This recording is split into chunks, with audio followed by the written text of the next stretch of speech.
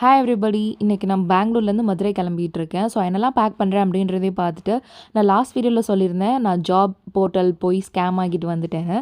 So அது என்ன scam அப்படின்றத கொஞ்சம் ப்ரீஃபாக பார்க்கலாம். ஃபர்ஸ்ட் எனக்கு ஒரு ஹெச்ஆர் வந்து எனக்கு கால் பண்ணி மெயில் பண்ணியிருந்தாங்க. இந்த மாதிரி நாங்கள் ஒரு வெப்சைட் ஒரு கம்பெனி நேம்லேருந்து நாங்கள் கால் பண்ணுறோம். ஸோ நீங்கள் வாங்கன்னு. ஃபஸ்ட்டு எனக்கு அதுவே ரொம்ப சஸ்பீஷியஸாக தான் இருந்துச்சு. அவங்க இந்த மாதிரி டைப் கம்பெனி ஐ தாட் இது வந்து ஒரு கன்சல்டன்சியாக இருக்கும் அப்படின்னு நினச்சிட்டு போனேன். பட் அது வந்து கன்சல்டன்சியோட ஒரு மோசமான கேங்குன்றது அங்கே போனதுக்கப்புறம் தான் தெரிஞ்சிச்சு. ஃபர்ஸ்ட் இன்டர்வியூ பேப்பர்ஸ் எல்லாமே நடக்கும்னு சொல்லிட்டு நான் ரொம்ப ப்ரிப்பேர்டாக போயிருந்தேன். உள்ளே போகிறப்போ என்னோட ரெஸ்யூம்லாம் வாங்கி வச்சுக்கிட்டாங்க. பக்கத்தில் யாரையுமே பேச விடலை. ரொம்ப ஸ்ட்ரிக்டாகவே ஹேண்டில் பண்ணிகிட்டு இருந்தாங்க. தென் 1-to-1 ஃபேஸ் கூப்பிட்டாங்க. ஆனால் அவங்க எனக்கு ரெலவெண்ட்டாக எதுவுமே கேட்கவே இல்லை.